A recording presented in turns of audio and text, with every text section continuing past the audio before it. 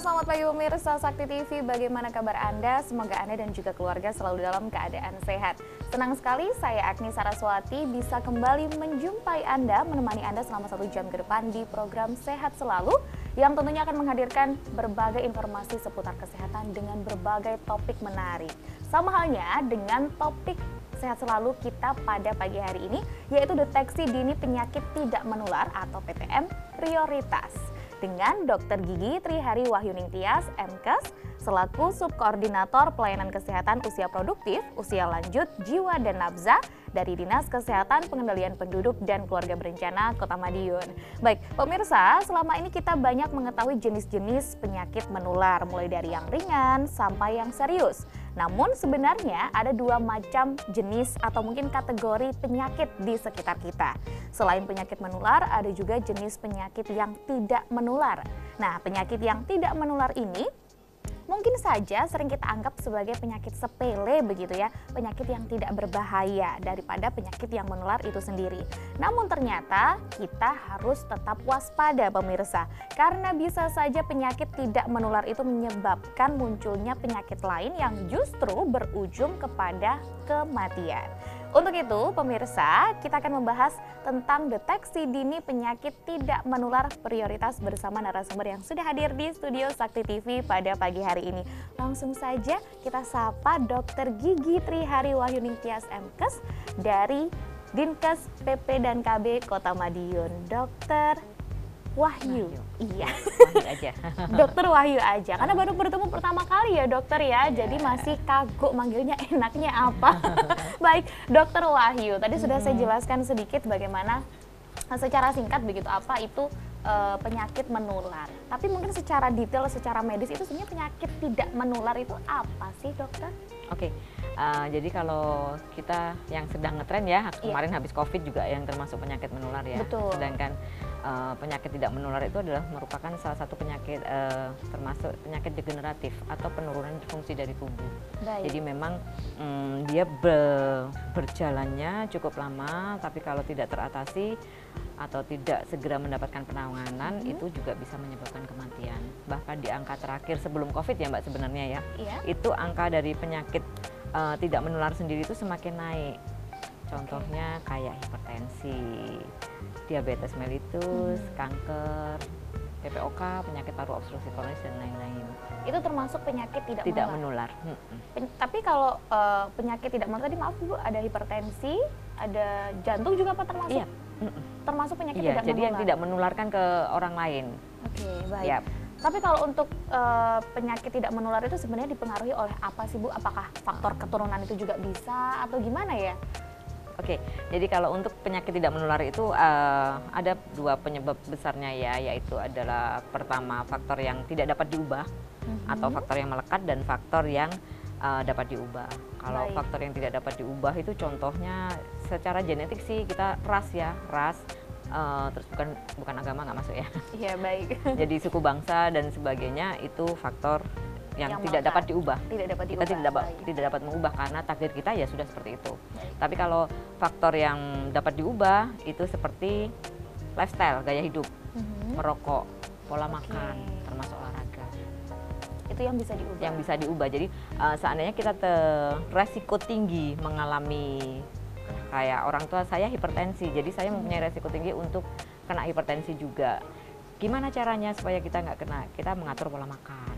Betul. Kita mengatur gaya hidup, istirahat cukup dan sebagainya. Oke, berarti bisa dikatakan bahwa penyakit tidak, maksud saya seperti hipertensi seperti itu, kalau misalkan keturunan itu juga bisa dikatakan penyakit tidak menular berarti? Iya, bisa. Karena masuk kategori yang melekat itu tadi? Yang melekat. Tapi dengan mungkin mengubah gaya hidup, pola hidup kita menjadi lebih baik, lebih sehat begitu, bisa saja tidak terjadi. Yes. Seperti itu ya Intinya dokter seperti ya? itu. Oke, tapi kalau misalkan faktor dari kondisi lingkungan begitu, apakah cukup memberi pengaruh terhadap munculnya penyakit tidak menular ini sendiri? Faktor itu sangat besar saat ini. Karena contohnya ya faktor lingkungan yang tadi yang dapat diubah ya, itu seperti pola makan, gaya hidup. Kita gaya hidup kalau sekarang bisa dikatakan vape itu ngetren ya daripada rokok, itu contohnya ya. Itu padahal sebenarnya kalau vape itu juga sama bahayanya dengan merokok. Karena kita tahu juga rokok itu banyak banget ya bahan-bahan berbahaya dan menyebabkan Iya. karsinogenik atau bahan penyebab kanker. Tapi kalau kita tidak merokok, berarti kita mengurangi resiko terhadap beberapa penyakit jantung, hipertensi. Yang tidak menular itu Iya, tadi. itu contohnya. Terus yang kedua, pola makan atau apa namanya? Sekarang junk food. Iya betul, marak sekali dokter kalau junk Dengan food itu. berbagai macam yang ada di kuliner ya, Iya, kuliner betul. Nusantara atau apa kayak gitu tuh kita coba. Sedangkan tidak diimbangi dengan olahraga yang cukup, tidak diimbangi dengan buah dan sayur. Akibatnya apa? Kemungkinan konsumsi kita makanan-makanan enak yang otomatis kolesterol tinggi, asam urat tinggi dan lain-lainnya tinggi, itu memang menyebabkan, kemungkinan besar dapat menyebabkan dari penyakit jantung. Oke. Ya, jadi nggak apa-apa sih sebenarnya kita mengikuti tren ya, tapi kita juga harus mengimbangi dengan olahraga cukup, betul. makan buah dan sayur yang cukup juga. Jadi aktivitas fisik itu harus cukup juga untuk mengeluarkan apa yang kita makan. Iya sih, kalau istilah ngetrennya nih sebenarnya dokter, saya sering dengar itu adalah junk food itu atau makanan yang tidak sehat itu sering dikaitkan dengan makanan kotor lah istilahnya gitu dokter. Benar nggak sih hal yang semacam itu dokter sebenarnya? Oke, jadi kalau junk food itu lebih mengarah ke komposisi dari gizinya aja. Yang tidak pas begitu? Iya, atau jadi bagaimana? bisa juga jadi kayak otomatis junk food itu kan biasanya banyak asin ya, rasanya Betul. banyak asin. Apalagi contohnya kalau dimakan ketika hangat itu akan enak, tapi ketika dingin kan beda lagi Iya, rasanya. betul. Itu memanipulasi lidah, memang rasanya gurih. Terus yang kedua adalah MSG-nya pasti banyak. Betul. Ah, Ada biar sedep itu tadi ya dokter iya, ya? makanya itu yang menyebabkan bukan kotor secara nggak higienis dan Iya, sebagainya. maksudnya enggak. bukan itu, Iya, maksudnya tapi lebih lebih ke mengarah ke komposisinya. kandungan, Iya, betul. kandungan gizinya, komposisinya gizi yang tidak seimbang bagi tubuh kita. Apalagi yang mempunyai resiko-resiko penyakit tidak menular. Aduh, intinya bahwa penyakit tidak menular itu bisa sangat terjadi kepada tubuh kita jika kita tidak memiliki gaya hidup yang baik, pola makan yang tidak baik, seperti itu ya dokter ya. Agak kritis sih sebenarnya, apalagi di era yang sekarang kuliner itu kan udah macam-macam ya dokter ya. Mungkin tidak hanya junk food tapi makanan yang pedes, yang Yes. aduh yang level-levelan kayak gitu loh Yang dokter. pasti kalau kita bilang makanan-makanan seperti itu kandungan gulanya pasti tinggi, kandungan Betul, garamnya pasti tinggi, betul. dan itu juga bisa menyebabkan PTM. Oke, wah susah ini. Makanya nih harus lebih menarik lagi ketika nanti kita akan bahas siapa saja nih usia-usia yang rawan terkena PTM ya dokter ya. Kira-kira usia berapakah nanti akan kita bahas di segmen berikutnya. Jadi untuk pemirsa yang ada di rumah jangan kemana-mana, tetaplah bersama kami di program Sehat Selalu.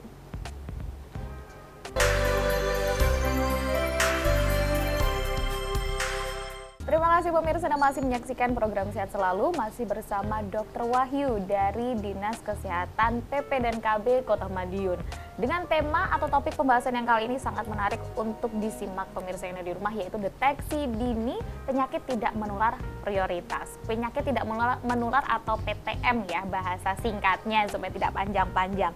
Tadi sudah dijelaskan sedikit oleh Dr. Wahyu terkait dengan apa sih itu sebenarnya penyakit tidak menular dan penyakit-penyakit apa saja yang dikatakan tidak menular. Dan sekarang saya mau tanya lagi dokter, yaitu kaitannya dengan usia berapa sih kira-kira yang rentan terkena penyakit tidak menular. Kalau tadi saya menyimak sedikit dokter menyampaikan bahwa penyakit tidak menular itu kan terkait dengan jantung, diabetes mellitus, dan hipertensi dan lain sebagainya. Ginjal dan lain sebagainya. Banyak sekali pemirsa.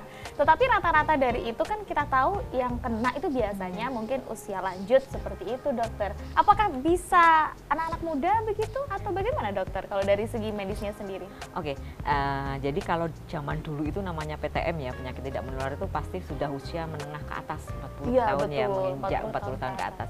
Tapi dengan yang tadi maraknya faktor-faktor resiko yang sebenarnya dapat diubah, yang gaya pola hidup tidak sehat, pola makan dan sebagainya yang tidak sehat tadi, akhirnya bisa merambah ke usia-usia muda, Mbak. Bahkan kita beberapa kasus menemukan usia pelajar SMP, SMA itu sudah harus pakai insulin karena dia ternyata diabetes, terus tensinya juga tinggi seperti itu. Dan yang ngetren sebenarnya ya artis-artis kan banyak sebelum usia 40 juga habis olahraga terus langsung heart attack atau serangan jantung.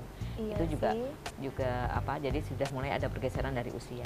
Jadi bukan patokan lagi, udah aku masih muda aku makan hidupku bebas aja, aku minum alkohol, rokok, makan sembarang ya, terus nggak tidur, begadang. Nah, itu udah nggak zamannya lagi, karena ternyata PTM itu tuh sudah ada pergerakan usia ke jauh yang lebih muda.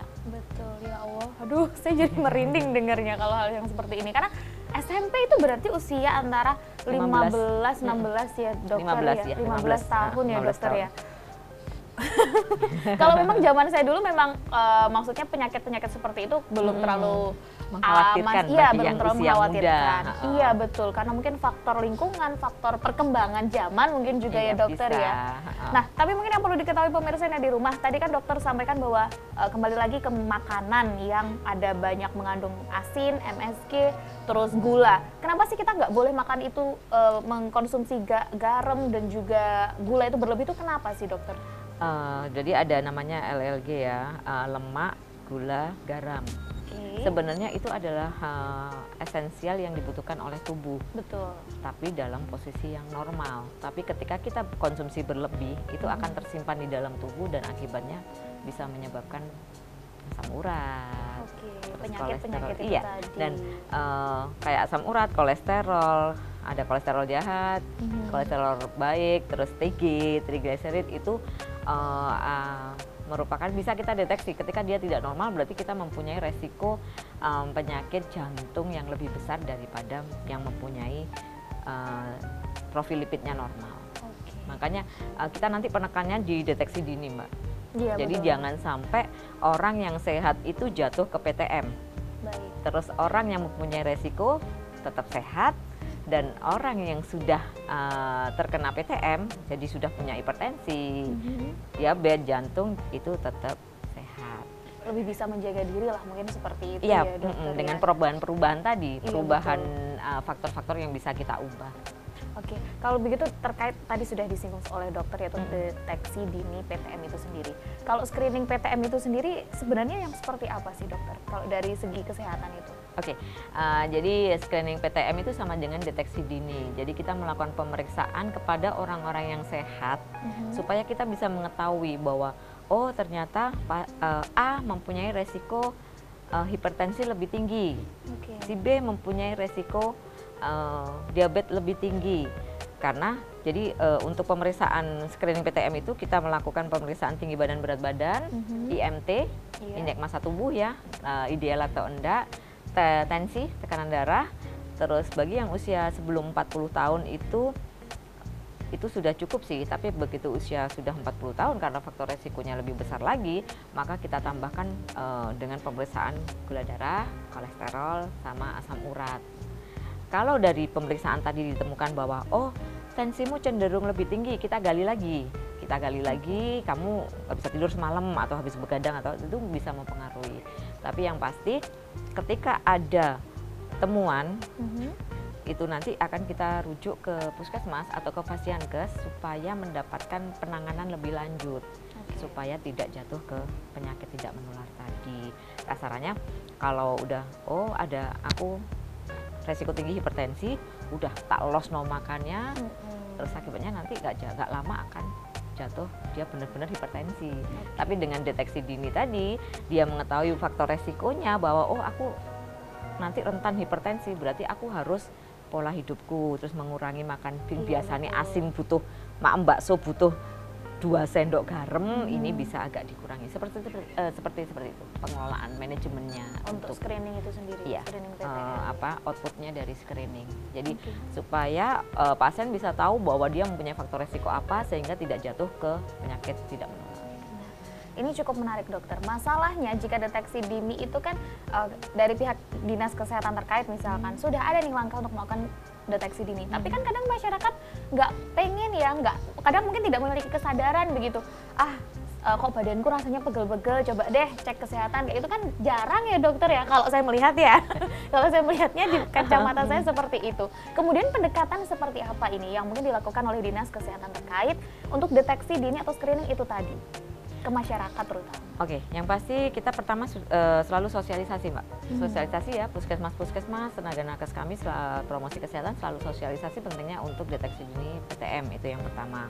Terus yang kedua, kita selalu berupaya untuk hadir di setiap event yang ada di masyarakat ya. Jadi kita instruksikan bahwa, terus yang ketiga kita juga ada Pospindu namanya, Pos Pembinaan Terpadu. Baik. Di situ bisa didirikan di sekolah, di masyarakat, di perkantoran, sehingga nanti bisa dilakukan rutin deteksi dini yang kita bentuk kader juga. Baik. Jadi alhamdulillah untuk di Kota Madiun kita karena pemenuhan dari reagen tadi, akibatnya mereka jadi seperti suatu kebutuhan. Kadang-kadang mereka cuma, aku pengen cek sih, aku pengen ini. Logikanya ketika mereka cek sendiri kan bayar, sedangkan lewat Pospindu atau nanti lewat pandu PTM yang ada di puskesmas itu akan free. Pospindu itu adanya di puskesmas? Enggak, di masyarakat banyak. Oh, di masyarakat ada? Banyak, di semua sekolah yang SMP, SMA yang ada SMA, SMK yang ada di Kota Madiun sudah kita ada Pospindu ya, bahkan beberapa tahun yang lalu kita dropping alatnya juga. Terus di beberapa perkantoran, kalau di seluruh yang pemerintah itu sudah kita pospindukan. Terus kalau yang di swasta itu karena ini ya permintaan dari ini kita bentuk pospindu gitu. Bisa iya, jadi seperti kayak SAN, Perhutani, terus itu sudah ada pospindunya. Iya, jadi nanti koordinasi dengan teman-teman kami yang di puskesmas untuk pelaksanaan screeningnya. Tapi yang pasti screening itu minimal 1 tahun kena 1 kali. Satu kali pemeriksaan. Minimal. Itu paling minimal ya, Dokter. Berarti tidak harus sebulan sekali. Screening tidak harus. Paling tidak ya 6 bulan sekali. Bisa. Mungkin seperti itu ya, Dokter. Minimal 1 tahun sekali. Sebenarnya tidak terlalu intens kalau deteksi dininya ya, Dokter ya. Jadi tidak terlalu memakan waktu kok sebenarnya pemirsa. Nanti akan kita bahas lagi di segmen berikutnya bagaimana kemudian deteksi dini ini bisa mencegah PTM di masyarakat. Begitu ya, Dokter? Baik, untuk pemirsa yang ada di rumah jangan kemana-mana, tetaplah bersama kami di program Sehat Selalu.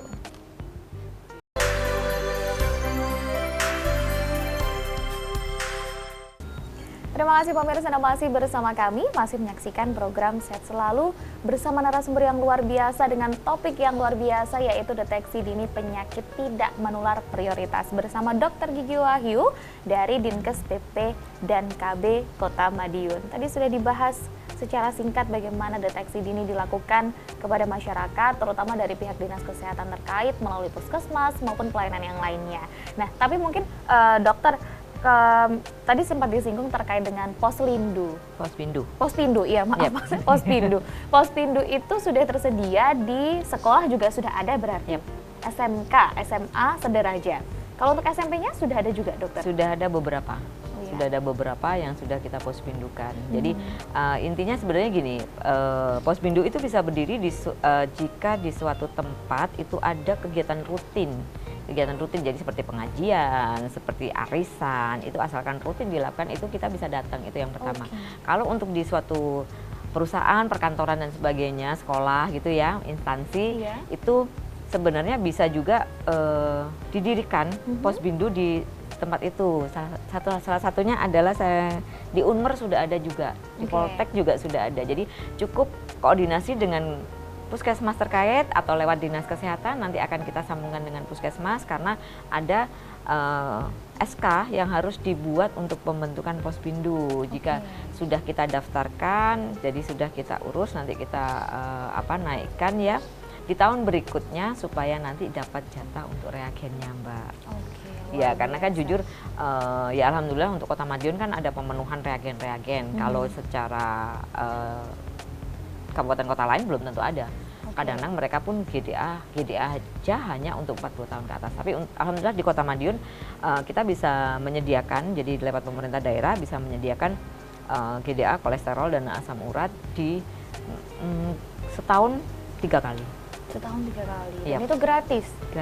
Wah, luar biasa. Luar biasa sekali. Artinya seharusnya bisa dimanfaatkan dengan baik dong oleh masyarakat. Kan seperti itu ya, Dokter ya. Kalau untuk masyarakat sendiri, baik itu tadi sudah ada pospindu di instansi, sekolah dan lain sebagainya. Kalau untuk masyarakat yang ingin melakukan deteksi dini berarti bisa ke puskesmas. Atau bagaimana? Selain ke pospindu, mereka juga bisa ke puskesmas karena di puskesmas kita mempunyai pandu PTM. Jadi setiap usia 15 tahun ke atas yang berobat ke puskesmas atau berkunjung ke puskesmas, insya Allah akan deteksi dini sama teman-teman yang ada di puskesmas. Oke, sudah ada tim khusus lah, Yap. khusus PTM Jadi sudah ada terutama. protapnya. Oke, sudah ada protapnya. protokol tetapnya seperti Ah. itu ya dokter. Dan itu di semua puskesmas ada? Di semua puskesmas di Kota Madiun. Ada. Dan untuk usia 15 sampai berapa tadi? Kalau untuk usia produktif 15 sampai 59 tahun. 59. Ketika usia 60 tahun ke atas nanti jatuhnya di lansia. Oke. Ada lagi beda program, Mbak. Beda lagi nanti. Baik, luar biasa. Kemudian untuk deteksi dini PTM ini sendiri, penting banget nggak sih dokter? Ini pasti mungkin jadi pertanyaan juga dari pemirsa yang ada di rumah. Penting banget nggak sih deteksi dini PTM ini? Oke, kalau menurut saya sih penting ya, bukan karena saya dentis atau medis, bukan ya. Betul. Jadi minimal fungsi dari deteksi dini itu yang pertama kita mengetahui kondisi kesehatan kita. Yang kedua, kita mengetahui juga faktor resiko yang kita punya. Karena jujur secara genetik itu tidak bisa diubah kan, faktor yang Betul. tidak bisa diubah. Ketika orang tua kita ada mempunyai PTM seperti mempunyai diabetes, itu kita rentan terkena diabetes kalau kita tidak menjaga pola makan. Jadi ketika kita melakukan deteksi dini, kita bisa tahu, oh ini gula darahku agak tinggi, berarti aku harus bisa olahraganya tak naikkan yang semulanya seminggu 3 kali, semula 2 kali jadi 3 kali. Iya. Yang biasanya makan manis bisa agak dikurangi kadar kemanisannya. Jadi Betul. lebih mengarah ke perubahan pola makan, karena ketika temuan seperti GDA cuma ketemu 200 atau 190 itu kan sudah mulai di normal tapi di ambang atas. Kalau lebih dari itu nanti dia bisa jatuh ke jadi diabetes. Jadi maksudnya dengan mengetahui kondisi kita bisa mengelola pola makan, memperbanyak olahraga, istirahat cukup ya. Itu sehingga kita tidak sampai gula darah itu diloskan sampai. Betul. Jadi kalau saya sih, menurut saya penting banget sih. Iya, penting banget. Nah, ini karena mendengar jawaban dari dokter, saya jadi muncul pertanyaan baru dokter. Karena tadi deteksi awal paling tidak usia produktif itu adalah di usia minimal 15 tahun begitu ya dokter. Baiklah, di usia 15 tahun ini anak-anak deteksi dini nih dokter. Tidak ada tanda-tanda mereka darah tinggi lah atau gulanya tinggi atau lain sebagainya. Apakah kemudian mereka bisa bersantai untuk halah masih aman kok, makan yang enak-enak aja gitu, dan kemudian tidak melakukan screening lagi, screening PTM lagi begitu. Ini kira-kira bagaimana dokter? Jadi untuk screening itu kita juga ada wawancara. Wawancara Oke. itu jadi pengukuran tinggi badan, berat badan tadi, kita akan ketemu IMT. Ketika IMT-nya dia normal, dia akan lebih cenderung oke lah, masih fine-fine aja. Tapi Iya. ketika IMT-nya dia sudah melar, ya lingkar perutnya sudah, kalau cowok itu nggak boleh lebih dari 90, kalau cewek nggak boleh lebih dari 80, itu berarti ya harus waspada juga, karena obesitas itu hampir sama dengan rokok, karena dia sebagai pemicu awal dari PTM. Baik. Obesitas ya, orang besar otomatis nanti kerja jantungnya dia akan Lebih ekstra begitu. ngoyo, iya lebih ekstra. Nah kalau itu terjadi terus ya otomatis nanti jantungnya yang akan kena. Itu salah satu contohnya. Jadi obesitas itu juga harus kita manage juga, jangan sampai kita obesitas ya. Karena masuk kategori nanti menjadi indikasi kena PTM lah intinya. Yap, karena salah satu indikator bahwa nanti dia beresiko terkena PTM kalau tidak ada perubahan perilakunya tadi. Iya betul, berarti artinya deteksi dini ini memang paling tidak ya karena sangat mudah hanya dilakukan setahun sekali, jadi lebih baik dilakukan saja begitu ya dokter Yes, ya, daripada kenapa kan seperti itu. Karena memang cukup merugikan ketika kita sudah telat tahunya, sudah kena sakitnya dan nggak bisa berobat sebagaimana mestinya. Dan satu lagi Mbak, kalau kita sudah terkena PTM itu harus minum obat seumur hidup. Nah, Karena jadi maksudnya gini, harus kontrol rutin itu yang Betul, pertama. betul. Harus minum obat seumur hidup karena obat itu fungsinya untuk menstabilkan, iya betul. menstabilkan hipertensi atau menstabilkan gula darah yang tinggi. Nah itu yang jangan sampai terjadi. Jadi tujuannya untuk deteksi dini jangan sampai jatuh, karena ketika kita sudah terkena PTM nanti itu kasarannya akan lebih ribet ya, harus minum obat tiap hari, itu yang Betul. pertama. Terus yang kedua juga memakan biaya banyak dari pemerintah. Jadi betul. kasarannya anggaran untuk kuratif ya, kalau kita bilang perawatan itu sekarang memang lebih banyak PTM. didepankan di promotif preventif. Jadi upaya pencegahan dan pengendalian. Jadi bukan mengarah ke upaya untuk pengobatan. Pengobatan. Karena dia akan lebih besar, dan yang kedua tetap ketika sudah jatuh PTM itu ya kita cenderung lebih tidak produktif. Betul sekali. Karena ketika jantungnya mungkin sudah tidak sehat begitu, maaf, atau mungkin bentuk tubuhnya sudah terlalu melar begitu, kita mau ngapa-ngapain tuh pasti males gitu bawaannya. Selain Iya. malas juga susah karena mau gerak aja sudah serba terbatas. Ya, Seperti seperti itu ya dokter ya. Memang betul lebih baik mencegah daripada mengobati. Saya setuju sekali. Itu yang mungkin mindset yang harus ditanamkan kepada pemirsa yang ada di rumah ya dokter ya. Tidak hanya usia lanjut, tidak hanya usia 40 tahun ke atas, tetapi dimulai dari usia produktif. Yes. Begitu dokter? Iya. Saya setuju. Baik, nanti akan kita bahas lagi di segmen berikutnya, dokter, terkait deteksi dini PTM prioritas. Seperti apa lebih detailnya dan mungkin informasi-informasi penting apa yang nanti bisa disampaikan untuk pemirsa yang ada di rumah. Jadi jangan kemana-mana, tetaplah bersama kami di program Sehat Selalu.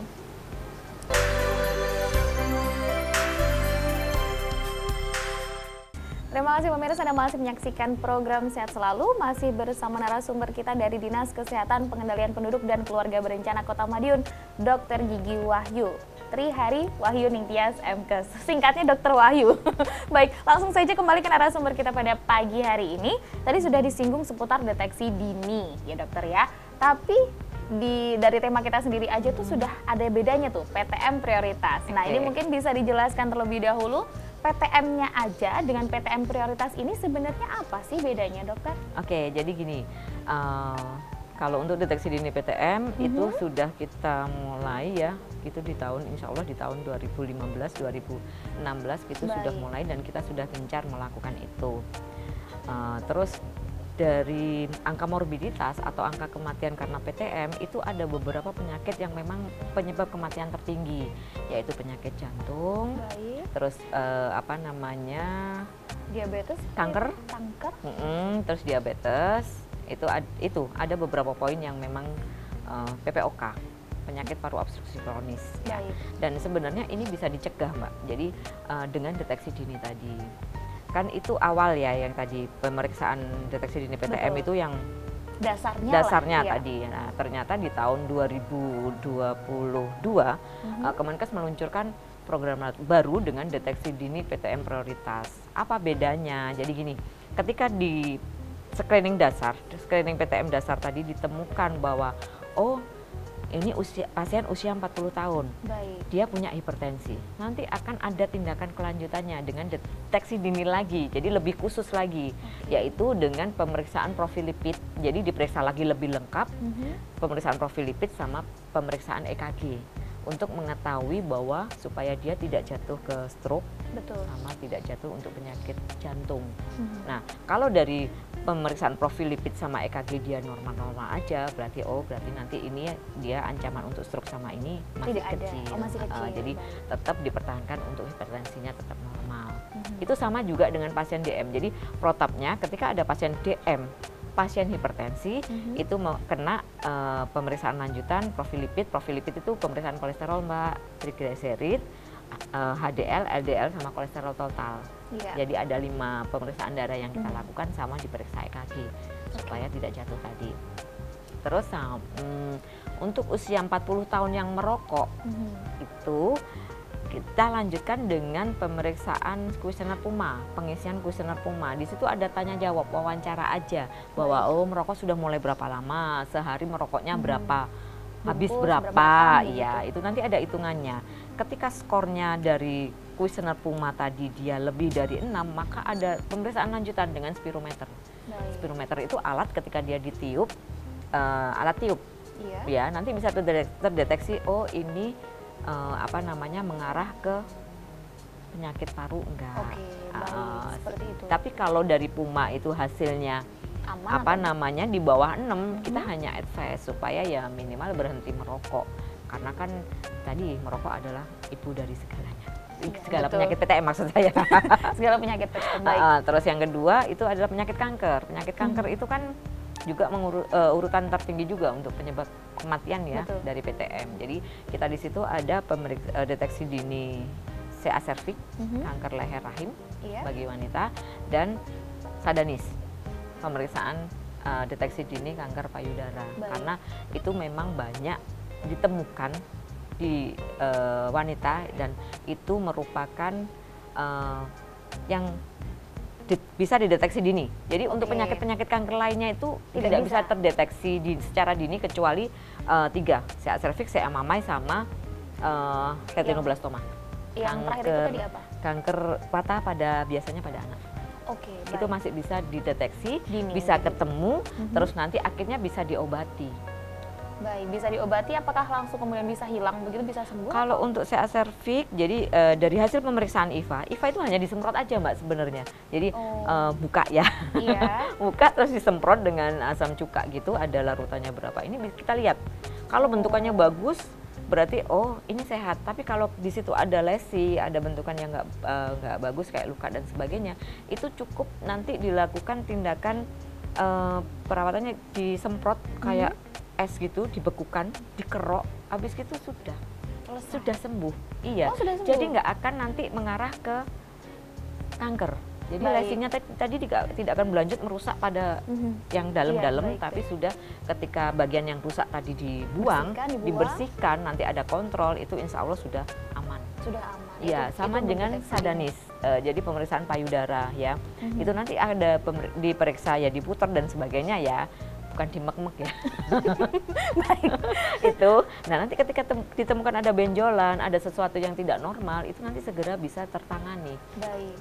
Kuncinya itu. Itu untuk deteksi dini kanker Kanker. yang untuk perempuan, tapi untuk kanker-kanker yang lain memang Tidak tidak bisa bisa terdeteksi. terdeteksi dini. Iya, tidak bisa terdeteksi. Itu adalah salah satu juga penyakit tidak menular, kanker itu sendiri ya dokter ya.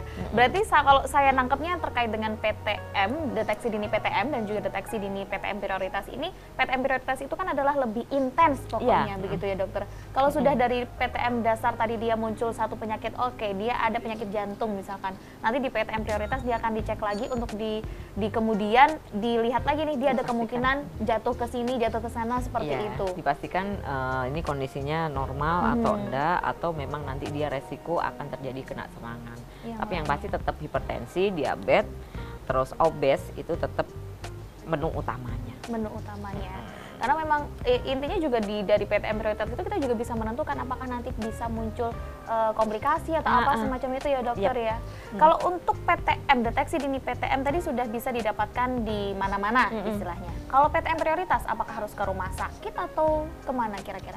Oke, jadi kalau dulu sebelum adanya ini pembaruan untuk deteksi dini itu harus ke rumah sakit sih. Tapi kalau untuk ini kita sudah turun di puskesmas, sampai di tingkat puskesmas kita sudah bisa. Jadi makanya hasil dari screening PTM dasar tadi yang jika ada temuan atau apa itu segera dirujuk ke puskesmas untuk dilakukan deteksi dini lebih lanjut dengan deteksi dini prioritas tadi.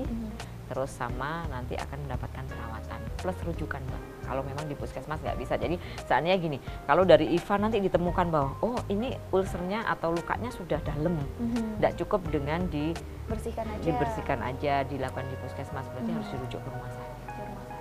Cuman bukan berarti di puskesmas, bukan berarti masyarakat tidak bisa ke puskesmas dulu begitu. Pokoknya karena semua sudah ada di puskesmas, sekarang misalkan ada yang pengen deteksi dini begitu ya, bisa langsung ke puskesmas terdekat. Tidak harus selalu di rumah Tidak sakit harus begitu. ke rumah sakit. Iya, karena di rumah sakit itu paling tidak sudah menangani yang sakit saja lah. Yes. Kan seperti itu ya dokter ya. Iya, kita mendekatkan pelayanan kepada masyarakat juga sih. Betul. Jadi pemenuhan fasilitas yang ada di puskesmas sehingga tidak usah harus sampai ke rumah sakit. Iya, betul. Kalau rumah sakit ya memang untuk yang sakit. Iya, hanya untuk yang sakit saja. Jadi benar-benar untuk pengobatan lah paling tidak. Kalau untuk deteksi dini bisa kok di puskesmas ya dokter ya. Karena pelayanan dari Dinas Kesehatan sendiri terutama Kota Madiun pemirsa sekarang sudah tersedia komplit di puskesmas. Karena kita puskesmas juga ada 3 ya dokter. Ada 6. Sudah ada 6 di 3 kecamatan. Luar biasa kan. Jadi sudah sangat membantu masyarakat untuk melakukan deteksi dini, cek kesehatan dan lain sebagainya. Pokoknya seperti itu ya dokter ya. Yeah. Baik, untuk pemirsa yang di rumah jangan kemana-mana. Kita akan bertemu lagi di segmen berikutnya masih membahas seputar deteksi dini penyakit tidak menular prioritas.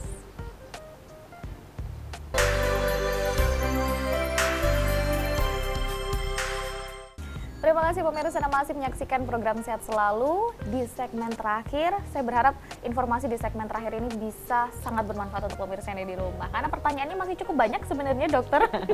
Sebenarnya cukup kurang sebenarnya dokter ya. Kurang banyak waktunya untuk bisa ngobrol terkait dengan deteksi dini penyakit tidak menular prioritas ini sendiri. Nah, Langsung saja dokter biar tidak Oke. lama-lama. Tadi kan sudah dijelaskan bagaimana deteksi dini PTM dan deteksi dini prioritas itu bisa didapatkan di mana. Kemudian untuk apakah ada nih upaya pencegahan atau mungkin pengendalian agar tidak terkena PTM?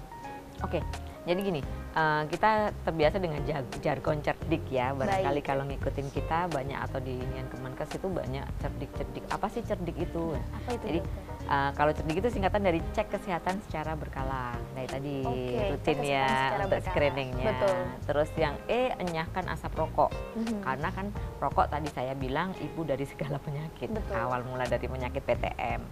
Terus R, rajin olahraga. Jadi minimal kita beraktivitas fisik itu minimal 30 menit tiap harinya. Maksudnya di sini nggak harus olahraga ya. Seandainya ibu rumah tangga ketika dia bersih-bersih, masak dan sebagainya itu Betul. sudah bisa dihitung aktivitas fisik minimal 30 menit. Terus D, diet gizi seimbang. Jadi kalau sekarang kan udah banyak macam diet, tapi jangan lupa tubuh itu memerlukan berbagai elemen yang harus diisi. Betul, Jadi betul. dietnya harus seimbang, jangan Jangan sembarangan karbonya gitu. aja yang Iya, dikurangin, nanti proteinnya aja yang dibanyakin, enggak. Jadi harus memang benar-benar seimbang, pengurangan aja. Terus I, Iya. istirahat cukup. Ini agak susah kali ya Iya. kalau di sini kalau pengen nongkrong dan sebagainya Betul. ya.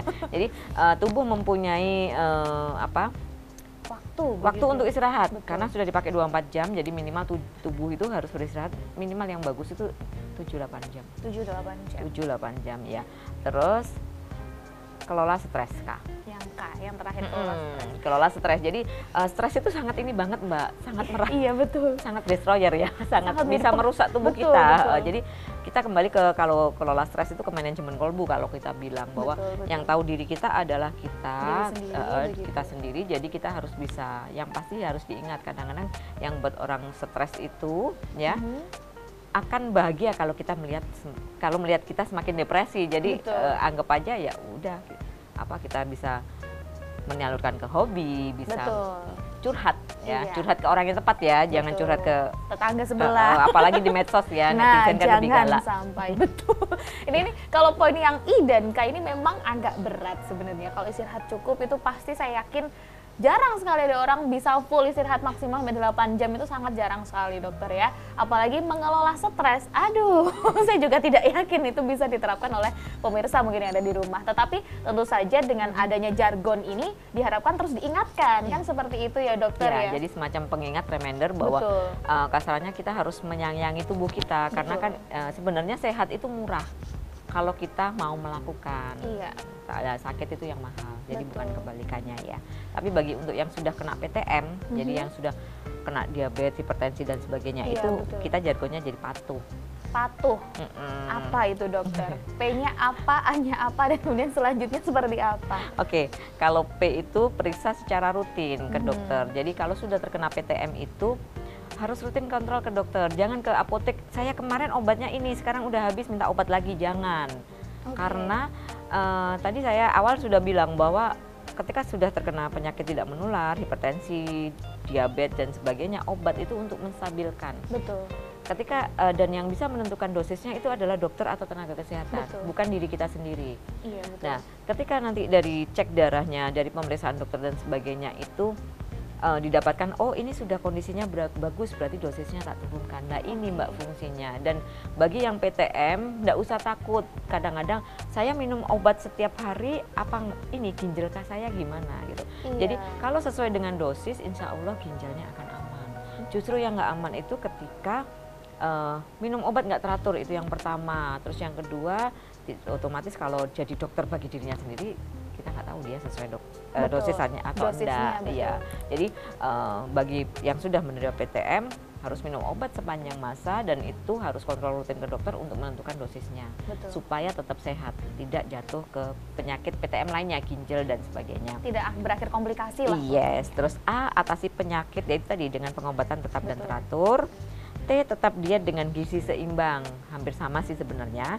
U, upayakan beraktivitas fisik dan aman, jangan lupa Oh iya, aman ya. Jadi balik lagi, yang mengetahui diri kita adalah diri kita sendiri. diri kita sendiri. Jadi seandainya usia sudah menginjak 50, Aku dulu muter lapangan gulun bisa sampai 10 kali ketika Waduh. usia 40. Iya. Lele sudah 50 ya dikurangi. Betul. Jadi bukan karena apa namanya, oh aku menurun kualitas, enggak, tapi kita yang mampu menilai diri kita sendiri betul. supaya kita berolahraga tetap dengan sehat dan aman. Karena tujuan olahraga adalah supaya sehat. Betul.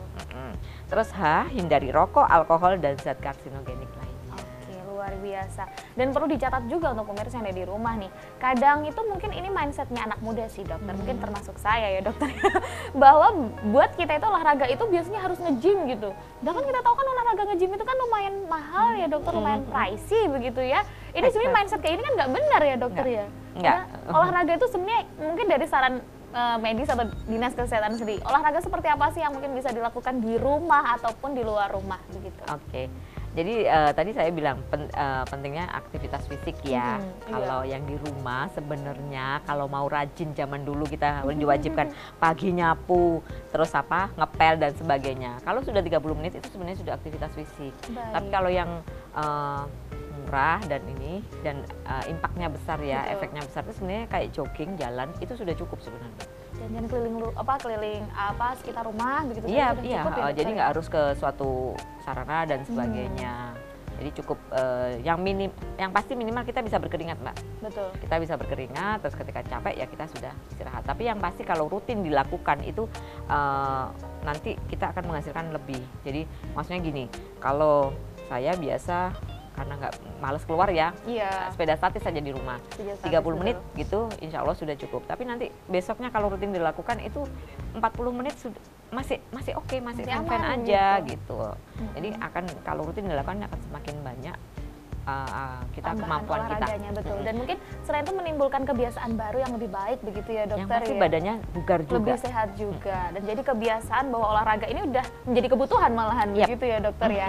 Baiklah, kemudian kalau untuk di Kota Madiun sendiri nih dokter, sebenarnya seberapa besar sih hasil deteksi dini untuk PTM itu sendiri? Oke, tadi kita sudah bilang bahwa untuk kinerja kepala daerah itu ada namanya SPM, standar pelayanan minimal. Jadi pelayanan minimal, kalau SPM kesehatan, pelayanan kesehatan yang harus diberikan kepada warga Kota Madiun itu apa aja, ada 12 item ya, dan targetnya harus 100% semua. Baik. Jadi kalau untuk usia produktif, usia 15 sampai 59 tahun, di tahun 2022 kita ada target 115.000 orang yang harus terdeteksi, dan alhamdulillah karena antusias warga juga ya, antusias Yang baik warga, begitu. terus kita juga Sosialisasinya jemput kencang bola, begitu, betul. dibantu oleh kader-kader kesehatan Betul. kita yang ada di masyarakat, itu kita bisa mencapai dengan hasil 110% sih, kurang lebih 121.000 Sudah jiwa. memenuhi target artinya. Alhamdulillah sudah. Oke, luar biasa. Itu setiap tahun seperti itu. Ya, Itu untuk ada 12 item itu tadi ya dokter. Item lainnya mungkin yang lebih emergensi begitu yang harus dipenuhi setiap tahun itu apa? oke. Jadi kalau untuk item lainnya pelayanan kesehatan bayi, balita, terus apa namanya kayak ibu menyusui, Baik. terus anak sekolah, Betul. screening deteksi dini anak sekolah, deteksi dini usia produktif 15-59, deteksi dini lansia usia 60 tahun ke atas, jiwa ODGJ, Baik.